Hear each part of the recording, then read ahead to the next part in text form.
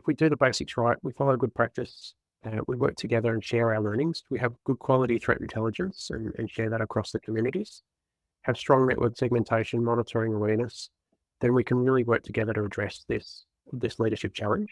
The other key thing is really around how we articulate and communicate risk to make sure that operational technology and the essential services are getting the spend that they need to be protected, and that we rigorously manage that risk to ensure our IT and OT systems, but particularly the OT, the crown jewels of our networks, are getting their fair share of protection and spend.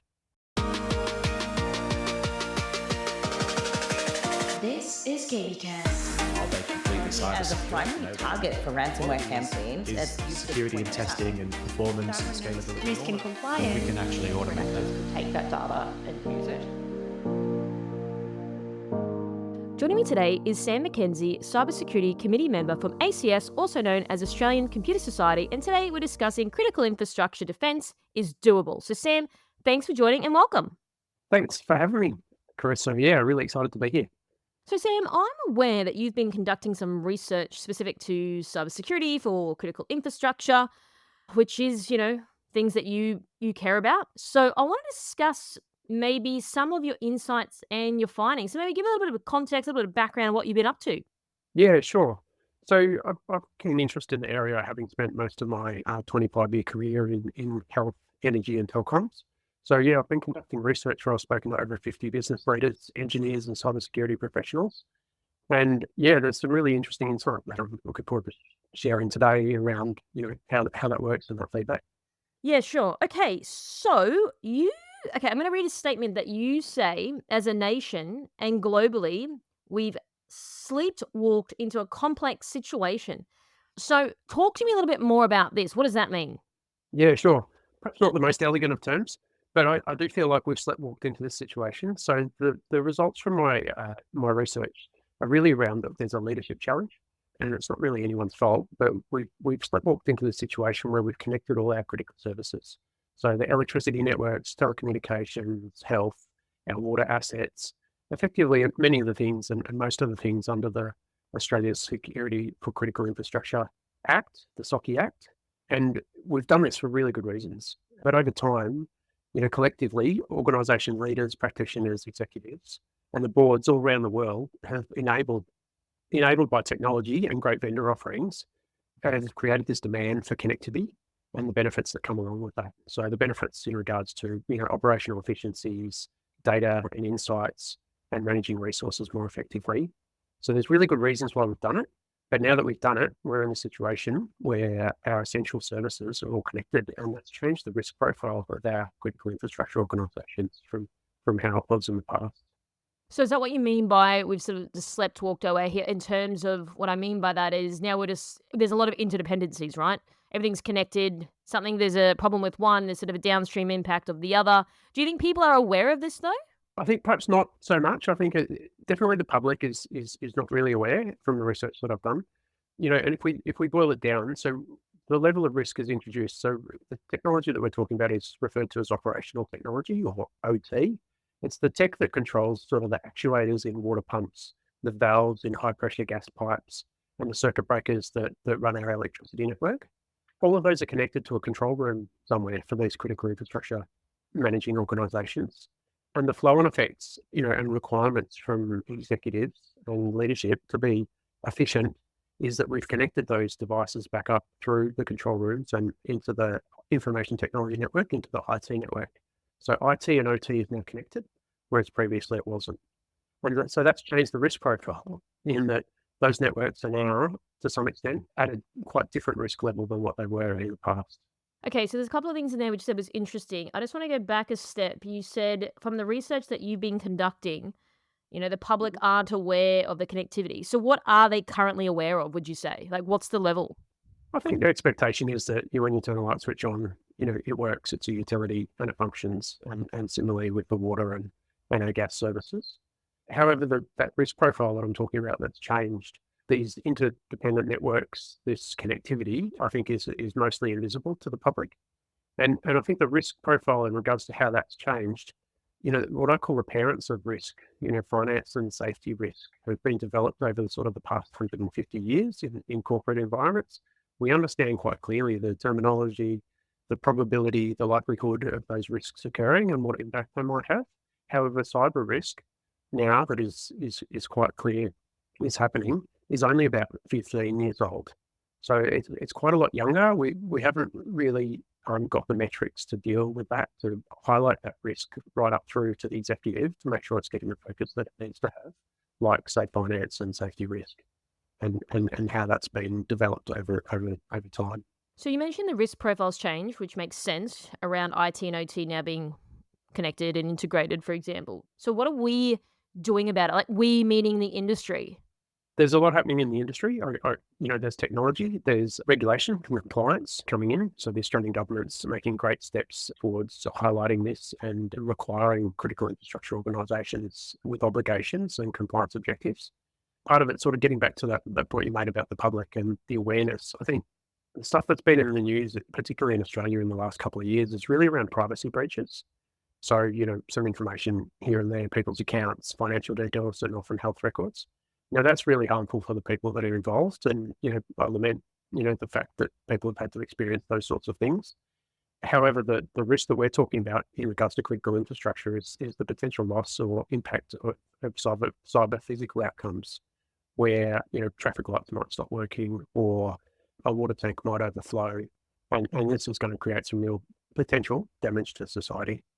Yeah, that's an interesting point. I mean, I have interviewed people about this a fair bit on the show in my time, and you make a great point around, yeah, okay, like, for example, if you're in a bank and, you got your money scammed, you get it back, right? But like you were saying, traffic lights don't work, water tanks overflowing, that could lead to sort of death or multiple people dying as a result of this.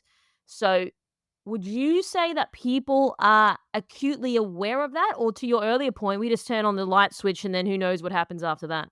Yeah, I think generally the public's not, and in a lot of regards, perhaps they don't need to be. I think it's on the cybersecurity practitioners, the leader of the critical infrastructure organisations, to make sure we're protecting and defending well, that we've got the things in place to protect society and the fallbacks to recover if they are infiltrated. There's lots of great practice out there. The SANS Institute is one. So, quoting Robert Lee from Dragos and SANS, defence is doable. And I absolutely believe that if we put in place the structures around people, process and technology, and we have good network segmentation, we train our staff well, and we share threat intelligence, and then we can absolutely protect this infrastructure.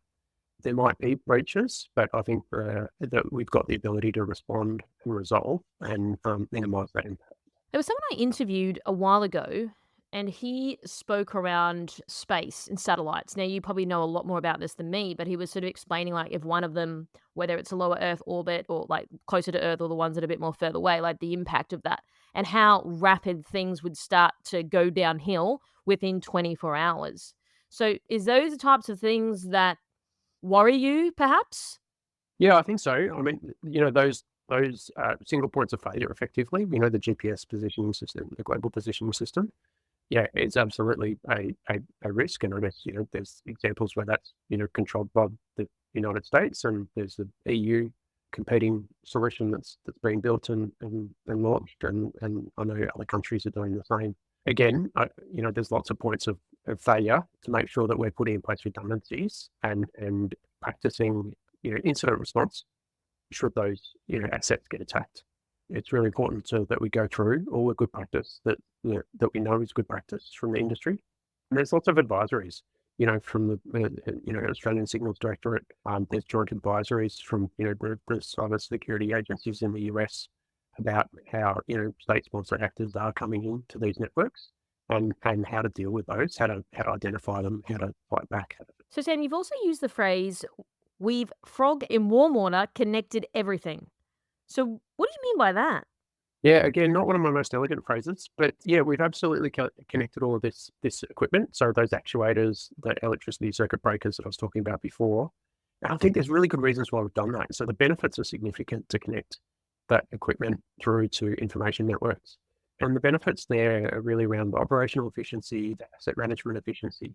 So the examples of, having a distributed workforce, engineers in the field, being able to know where they are, what assets are broken, where the coverage and efficiency of having those resources that are across different geographic regions, or even just, more localized level. What's happened over time is that businesses have baked in those efficiencies. So the leadership, the executive boards, the shareholders have baked in those efficiencies. Not that we're stuck with them, but those have been baked into the financial results of those organizations. And we rely on that data, that insight, and those operational efficiencies from that connectivity. That's a really great thing. It means that we're getting, engineers out to customers faster in whatever industry it is. It means we're getting those faults fixed faster. It means we're being more resource efficient in the way that we use our equipment, and we're managing our assets more effectively.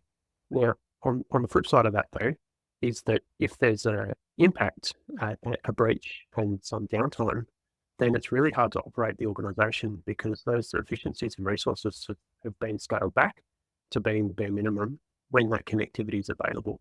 And so then the organization becomes incredibly inefficient because the resources might not be available to service those customers. So I want to ask a really rudimentary question. Now, when I'm speaking to people like yourself, it's like, okay, connectivity makes sense.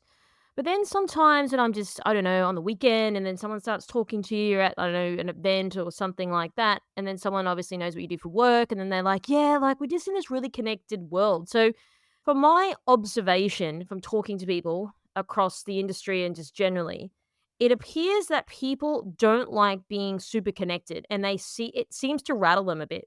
So what's your sort of view around, OT and IT being connected? Of course, there are benefits, but would you say that the benefits outweigh not doing this, but then also the risk profile has changed and increased? What are your sort of thoughts?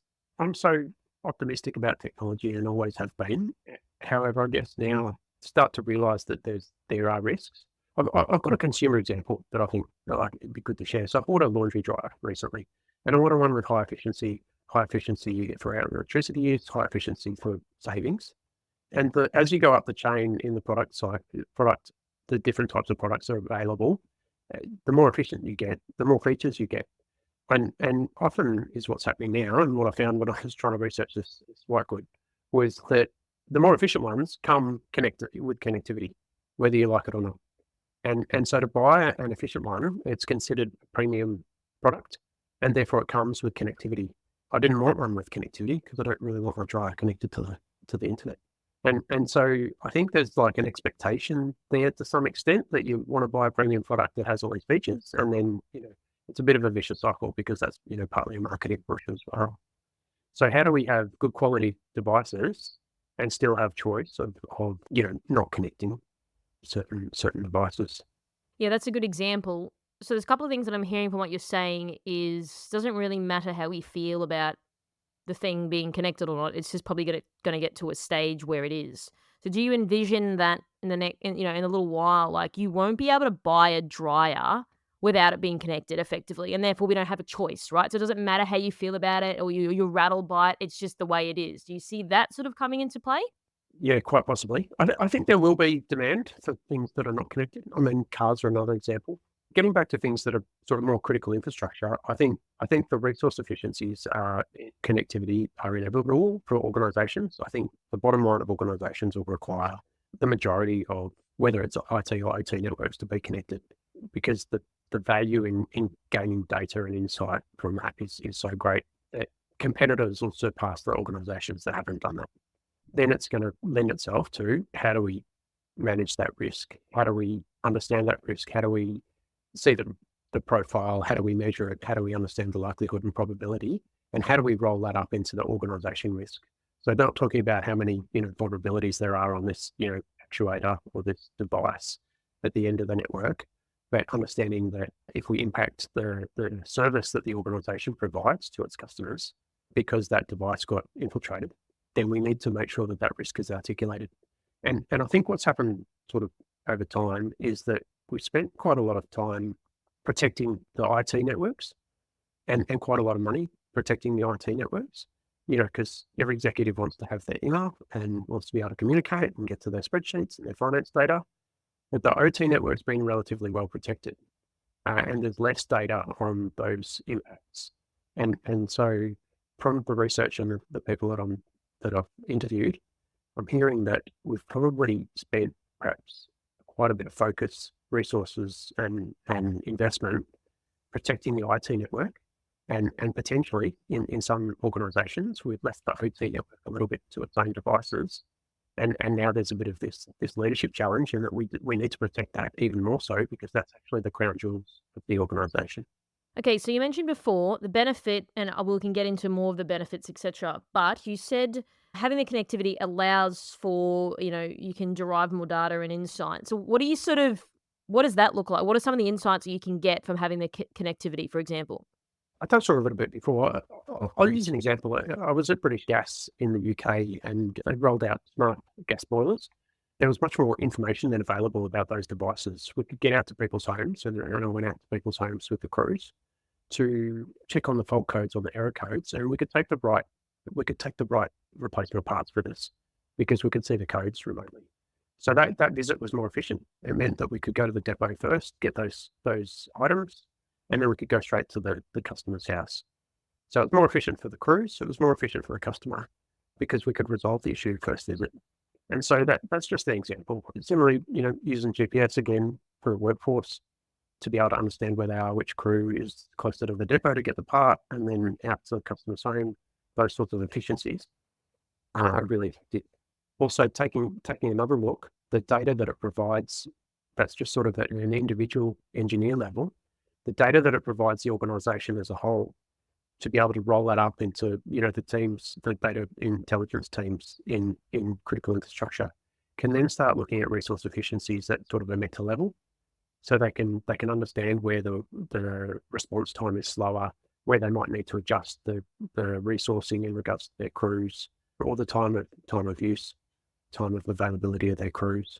So you can start to roll that up into, organisation level performance, and that can create significant benefits and bottom line improvements for an organisation. So as you're talking, Sam, my mind's going, and I'm zooming out a little bit more when you're talking about resource efficiency, etc.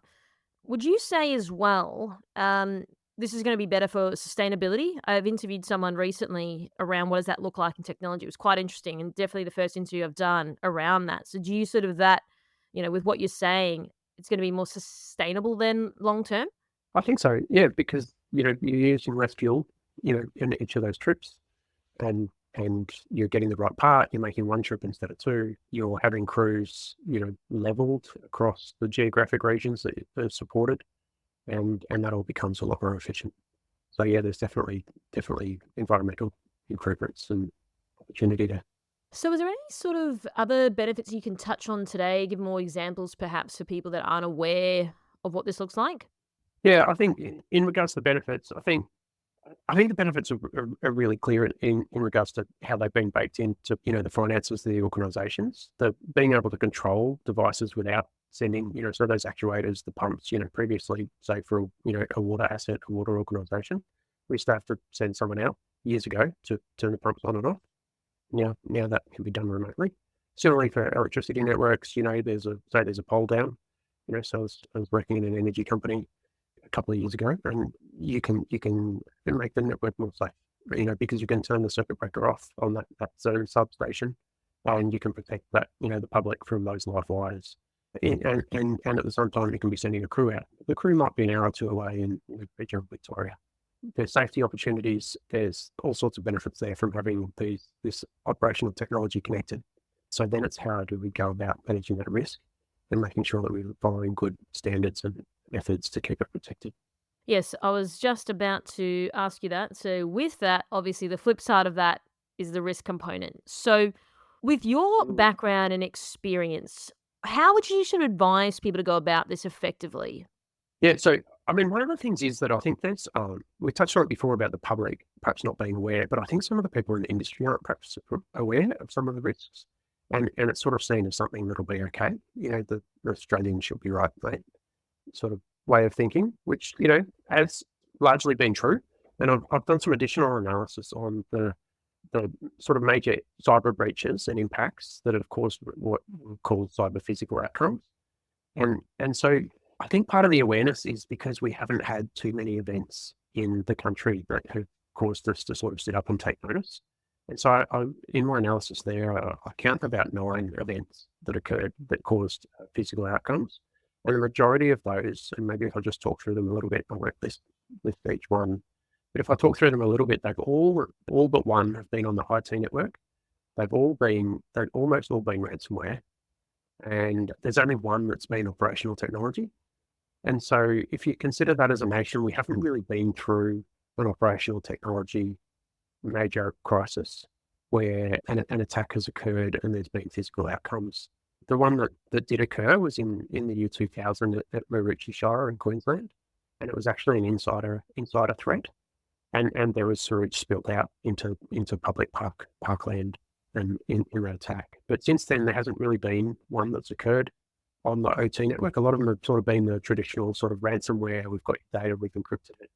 Those sort of impacts. The physical side of that is that, say, for the hospital that's been impacted has had to put on more staff or cancel, elective surgeries, those sorts of things. So it's been sort of flow-on impacts.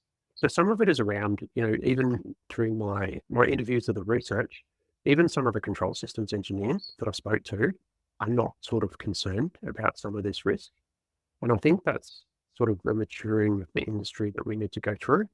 And I think that's partly why I'm so interested in it and talking with you about it today, but also, trying to raise awareness that internationally there are events that are happening like this. We do need to spend time putting in place practices and making sure that we're raising that risk profile, analysing it correctly and getting it onto the leadership agenda. So can I just ask, these control engineers, why wouldn't they be concerned? I guess it gets back to that sort of frog in warm water. When you're a professional and you've been doing something for 20 or 30 years, you believe to be doing it well, and usually you are. But I think some of the threat landscape has changed in what's perhaps not their industry. So say a control rooms engineer, 20 years experience or more, they're doing a great job and they're doing it the same way that they sort of always done it. Yet the threat landscape has changed considerably on the outside. And so maybe if I just talk to that a little bit. So that threat landscape has changed, in sort of 3 areas, I would say, primarily. So the first one is the types of adversaries, the types of bad actors. The second one is like the developments in regards to the technology that's available for them to use. And the third one is like the value of the critical infrastructure itself. So, I can talk through each of those. People have different scales for all the different types of, adversaries there might be, but let's say there's 5 from this, there's the state-sponsored adversaries. They're well-resourced, they've got huge budgets, they've got vast technical capability, and they are able to gain long-term persistence in a network. There's other areas like organised crime where money talks, and they're well-resourced and run like a business. There's hacktivists that cause disruption, they're passionate about a cause, and they're a bit unpredictable. There's terrorist hackers, so they're ideological, they're extreme, they're following their belief system. And then there's, the script kiddies or the sort of individual actors. And so if we sort of think of those sort of 5 adversaries or bad actors, and the tools that are available to them, and we go on to this sort of second part, the tools that are available to them have significantly changed in the last sort of 10 years or so. So the APTs, these are state-sponsored advanced persistent threats. They got a lot more bullshit than they were in the past. The rules of warfare aren't really applying to what they're doing anymore. So they're infiltrating systems and not seeing any repercussions. They're staying into those systems. And that's evident by the advisories from the US and, Australian governments. In the past, physical warfare would have been declared for some of these types of intrusions. But today, because it's electronic, it's sort of unseen, then those repercussions aren't happening. And so sort of, going on, for state-sponsored actors, they got patient as well. So they're sitting in there and they're maintaining persistence. The cybercrime as a service has become a thing. So you can actually go and buy, different parts of your cybercrime off the shelf from other bad actors.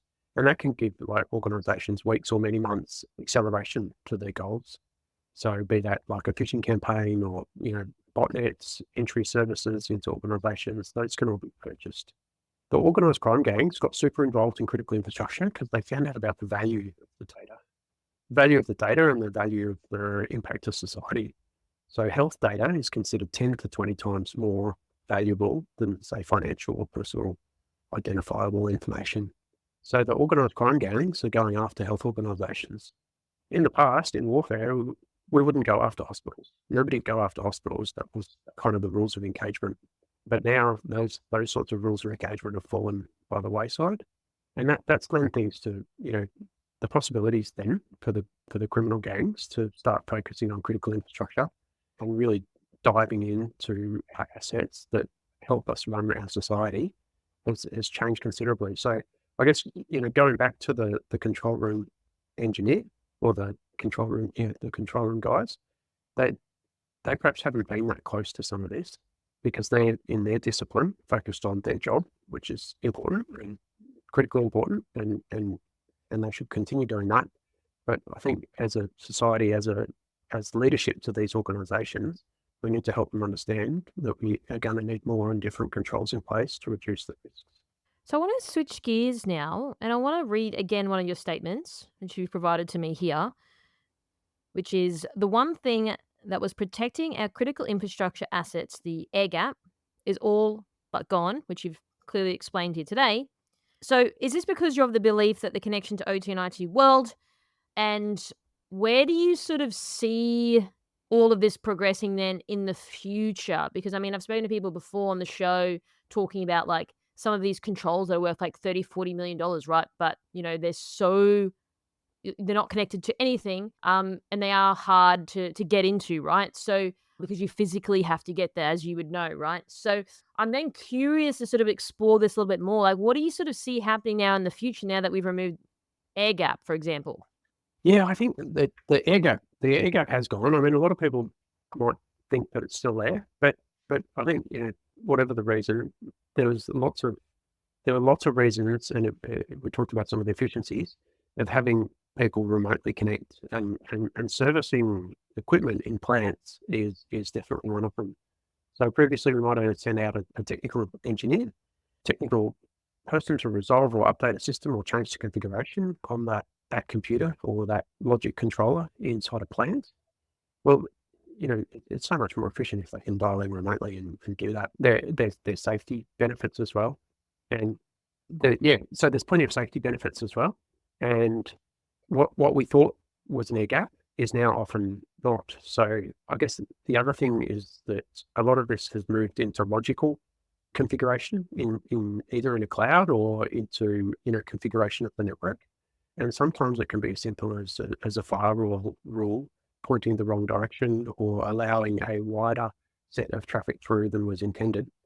And because it's not a physical plug on a network device that you can see with a certain color coding in a rack that you can go and check, it goes unseen, and that can make it a lot more complicated for technical teams and security teams to make sure that it's secure.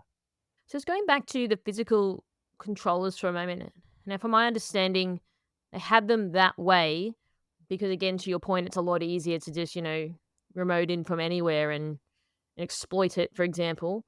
So would you say that those controllers are they completely abolished now? So there's none of those? Like as I've spoken to people over the years, they've said that, these things are really, really expensive. They're not catered to anything for the reason of being secure, right? So are you saying that's completely removed now? I think generally there's not too much in industry in critical infrastructure that has a proper air gap anymore. There might be some really old pieces of equipment, like you mentioned, here and there.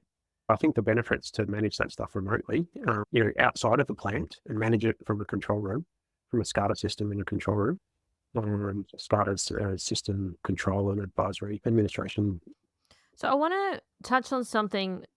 Now, when I spoke to one of the guys talking about space, he was saying that, when you're looking at ground stuff, obviously the way to exploit what they're doing there would be to socially engineer your way in. And apparently it did happen once or something in the US, but I don't think the person got all the way through, but they got a fair way through. So what are your sort of thoughts then on that from a social engineering perspective? Absolutely. So, and I know I've sort of talked a lot of, bleak scenarios. I think there's a lot of positives and the key positives, and I'm very optimistic about this area, that defence is doable and that we can do this to protect this, our essential services. and awareness, and having the whole organisation be aware of how these threats are coming in, how people are trying to social engineer, the phishing, the smishing, all the different types of social engineering attacks, whether that's people walking into buildings. I think we all need to do the basics. We all need to update our skills constantly on how we can keep protected, not just for our own personal and financial safety, but for the organisations that we work with. So, the basics that we talk about. So the government's in Australia has released, sort of like their basic 3-step approach, which is make sure that you've got passphrases, make sure that you've got multi-factor authentication, make sure that you're doing updates. And so that's nice, simple and structure. And it's not too dissimilar to what we had sort of in the 80s and 90s in regards to sun protection. And I'm quoting Jason Murrell of Merton, where he considers this the slip, slop, slap campaign for cybersecurity. And I think that's a great way to think about it. We all need to start thinking in that way. We need to protect our own personal assets. We need to work and continuously evolve into how those social engineering attacks are occurring. So do you hold the door open, for example, for someone who's coming into your office? How have we verified that they're a suitable authorization for them to come into the building? We need to spend time relearning some of these what were social norms, hold the door open for somebody, to make sure that we verify that person or that they can prove that they should be allowed in the building. And that's just some of the basics. I think we need to support our staff, support the organisations to do all of those things, and following good cyber hygiene around passphrases, complex passphrases, multi-factor authentication, and then simple things like having great pipeline of resources, having good education to keep our cyber resources upskilled, are all critical things to make us successful. I just want to go back to the door example. I hear your point. The only thing is that when I'm looking at I've worked in corporations before. Look, I'm probably the type of person that would question someone, considering the job that I do. But the average person, do you think they're going to turn around and be like, oh, sorry, Sam, do you work here? Or sorry, do you work here? I've never seen anyone do that in my experience. So do you think that, and it could be like, oh, do you actually work here? And it could be someone that is some high flying executive that only comes into the office once a year and the guy's being questioned and then it's, divulges into a whole HR incident to be like, why would you question, the CEO of the company or something like that. So do you think people are really doing that though? I think that's such a great example. The hammer came down on that person. I think that would show poorly on the executive leadership of that organisation for questioning someone coming in the door. If they didn't have their access pass with them, if they couldn't say who their manager was, if they couldn't say what their phone number was or what desk they sat at, some really simple prompting questions to sort of challenge questions. I think we need to start considering that you can't just walk into a building without credentials. I've got a recent example from an organisation that I worked at. We had a technician from a telco show up, and they wanted to get into the rack in one of the buildings, and the reception at that building wouldn't let them in. So they went to the building across the road, and the reception there wouldn't let them in either because they didn't have the details of who they were contacting, what the job was, and who requested the work. That engineer bounced around the receptions and those sort of at that campus for 3 hours, and they weren't let in. And I think that was a fantastic job by all the receptions of each of those buildings, because we shouldn't be letting people in who don't have the credentials. Now, they might have been there for legitimate work, but make sure it's organised, scheduled, and that you've got the authorisation letter showing that you're who is approved to do that work, and have the name of the contact that you're meeting. I think those are the bare basics of things that we need to start expecting from our vendors, our suppliers, our partners, and also our staff. If they pop out for coffee and they forget their pass, I think they should expect to be asked who their manager is if they start trying to get in the building, what department they're in, and so on and so forth. I just want to quickly touch on now kinetic consequences. What is that? So it relates to these outcomes of events that happen in critical infrastructure. So where the cyber meets physical, and then there's some kinetic outcome, so some physical outcome of a cyber event. So kinetic consequences, and there's a really great example earlier this year in a small town in the US in Texas called Millshrew, where cyber attackers attacked and purposefully infiltrated the operational technology network, the OT network, and the pump actuators, and the flow of water for a tank there in Texas was caused to overflow because of this attack. Now, it was a small town. Black Tank was in a field by itself. The water overflowed. It didn't really affect anybody. It's almost like a proof of concept, effectively, to show that cyber physical or kinetic consequences are possible from cyber events. And if that was a high pressure gas valve or electricity circuit breaker or some other type of operational technology device, there could have been, or it was a more highly populated area, then the ramifications could have been significant.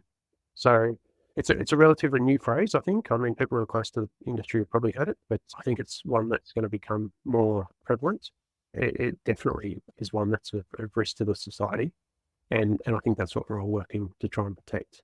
Now, having said that, many of the things that I talked about before is what we're doing to protect. So following good practice around having strong network segmentation, having good architecture principles for operational technology. There's an architecture design principle called the Purdue model, and making sure that we're designing to that, making sure that we're doing pen tests, that we're responding and spending time practicing our response are all important things that we can do to reduce the risk of these types of kinetic consequences. This is really interesting because when we've been talking in this interview, that's exactly what was coming off my mind. Like some kinetic consequences, like basically starts off as a cyber attack and then leads into a physical problem. So like a whole power plant blowing up, for example, and then as a result, killing people, right? So is this something that hopefully we won't have to experience, but is this something that we're going to see perhaps emerge a little bit more now? Well, I think it's definitely a risk. I mean, there's plenty of international examples. One of the big ones is the attack on the Ukraine back in 2015-16. The power got turned off for hundreds of thousands of people during winter. It happened twice, right in the middle of winter in 2015 and 16, and it happened again in 2022. And so it affects 250,000 Ukrainians in those first two instances.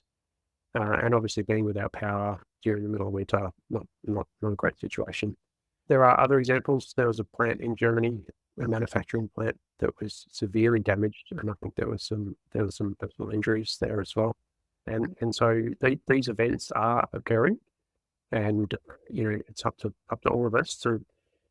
I guess the key thing is sort of getting back to my earlier point is it's a leadership challenge, it's an industry challenge, it's an organisation and government challenge to make sure that we're skilling up the people, setting out strong cyber teams, making sure that we bring along the control systems engineers and, chemical, water engineers to make sure that we're getting the right outcomes for the organisation so that we can be successful and protect society. And I think that's such an exciting and opportune activity. It's also such meaningful work. So people talk about meaningful work, that it can't get much more meaningful than making sure that we're protecting society. So Sam, is there any sort of closing comments or final thoughts you'd like to leave our audience with today? Yeah, I think just sort of echoing some of the points that I made earlier from my research, if we do the basics right, we follow good practice, we work together and share our learnings, we have good quality threat intelligence and share that across the communities, have strong network segmentation, monitoring awareness, then we can really work together to address this leadership challenge.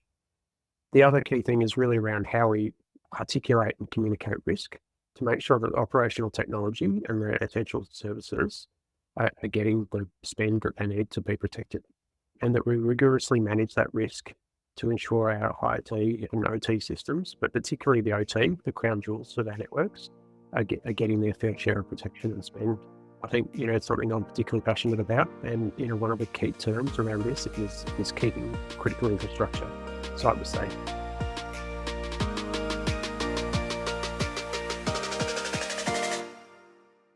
This is KBcast, the voice of cyber.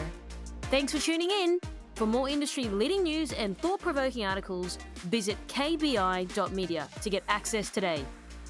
This episode is brought to you by Mercsec, your smarter route to security talent. Mercsec's executive search has helped enterprise organizations find the right people from around the world since 2012. Their on-demand talent acquisition team helps startups and mid-sized businesses scale faster and more efficiently. Find out more at mercsec.com today.